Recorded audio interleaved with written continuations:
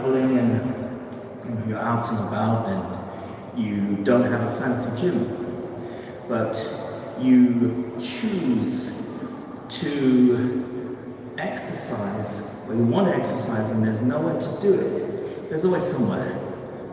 Even around an area like this, of course, use common sense and safety. Common sense is sometimes not common. But I have a relatively flat, big surface here that I can practice even some kata and some taoru and tai chi forms. And it's very important to practice in different ways with different settings, especially if you're doing this for martial arts. And so I'm wearing sunglasses because I would be wearing sunglasses whilst walking around, and if I were attacked, I want to practice all my moves from karate and kung fu with my everyday clothes on. I won't be wearing a gi everywhere.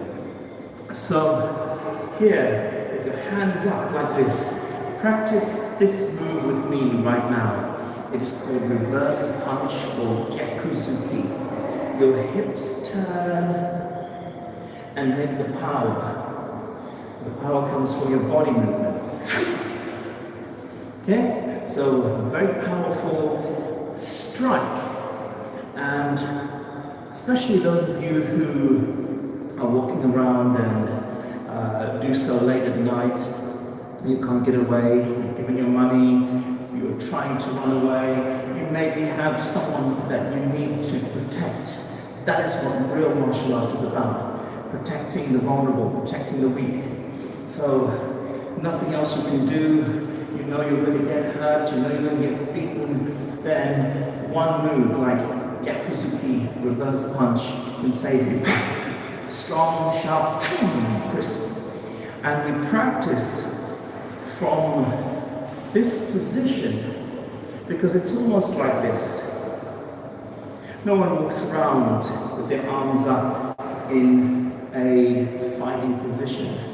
Instead, we walk around, sometimes we're in daze, right?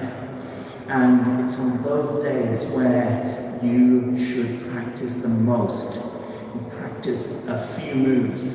If you're not black belt or black sash level yet, then practice a couple of moves that you can pull off in a realistic situation. Maybe one strike and one hold, one takedown. Okay? So for me, I practice every day. I practice my kata, my taoru, my bunkai, china. I do some sparring and I really enjoy that aspect of martial arts. But I also enjoy the fact that I am getting the longevity stuff from the TaiChi and the other arts I practice. So let me just come forward and see if there are any comments. No comments thus far. Welcome to this group. Welcome to this little live that I intended to do earlier. Sorry I didn't do it earlier. I just got caught up in quite a lot of other stuff. But I'm here to, as promised, show you just a few martial moves which I've done and one health move from Tai Chi. It must be done with slow, deep breathing and is called rising and sinking. Hands out, relax, breathe in, lift the hands, pull them in. Breathe out slow and steady through the mouth. Tai Chi is sometimes described as meditation in motion. And so when you practice Tai Chi, you get into this meditative, calm state. Tai Chi literally saved my life many times. Perhaps many times more than the external arts or martial arts like Kung Fu and Karate.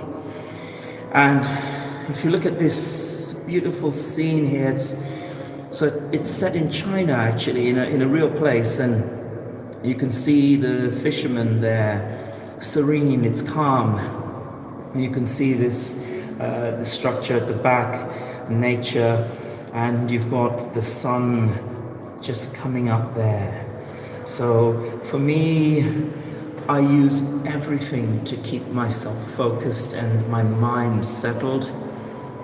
If you've tuned in and your mind is a little bit rocky and you have a troubled mind, then perhaps try wearing a different color, a brighter color. If wherever it is in the world is a bit dark and gloomy, then why not brighten up by wearing some colors that actually bring out a better vibe in you. Thanks for watching this broadcast. If you've watched so far, very good. Please subscribe and hit the like if you enjoy videos like this, and share it with others who you believe will benefit from the martial arts and Tai Chi Chuan. I also have a ton of videos, interviews on this channel, and many shorts describing bunkai or china or applications of martial arts. Can you learn everything in martial arts from just my videos? No, you cannot. You need to go to a real class where you are crushing arms and legs and getting bruised by real people. That is how you learn realistic combat. That is how you learn, through actually interacting with other people. So no, you cannot learn from just the online stuff. I'm about to leave this broadcast, but I'm just going to say hi to those who have said hi to me. Hello, nice to see you, and thank you very much for your support. I think it's Rinko, thank you for your support. And anyone else who has joined, thank you very much for coming into this broadcast. I cannot see who you are, and I will be doing more lives on request from some of my subscribers on how to keep the mind focused and settled in troubled times. You know, we've got a ton of wars and awful things going on in the planet, and some people have asked me, well, why do bad things happen to good people? And the honest answer is that it is very difficult to define collectively what bad and what good is. Everyone's values are different. Everyone is different. But what we can do is change the world by spreading some kindness and some love to at least 3 people a day. I think that's certainly doable for the vast majority of us. And I'd like to encourage anyone who is watching this particular broadcast to use their platform to spread messages of peace and love, especially to citizens caught up in war-struck countries. And yeah, we can change the world, but unfortunately we need enough people who are advocates for peace, who are vocal about it and value all life. All life is precious, and at least I think it is, whether they're animals or human beings. I think all life is precious. So spread love, spread kindness, and as Gandhi said, be the change you wish to see in the world. Be the change you wish to see in the world. Let me end with a story.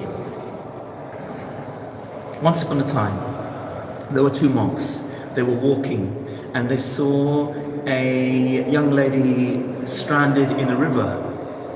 And so the senior monk, without thinking, went in and helped her across, carried her and put her on the other side of the bank. The other monk on the way home was very cold towards him. And when they got back, he said, "We're not supposed to converse with anyone, let alone touch them. And you touched a woman, you carried her. That's against what we believe. And the senior monk said, yeah, I may have carried her, but I helped her. I did it with kindness. And you, my friend, have carried her image in your head back with you. I left her at the river. So, moral of the story is guard your mind, guard your energy. Make sure you do that, especially in these troubled times, because my God, there's so much going on at the moment. And if you're replaying images or you're going through the drip feed of pain online, we need to be informed, yes, but don't do that all day. It's going to damage you. Have times when you do that and spread good messages to others. Thanks for watching.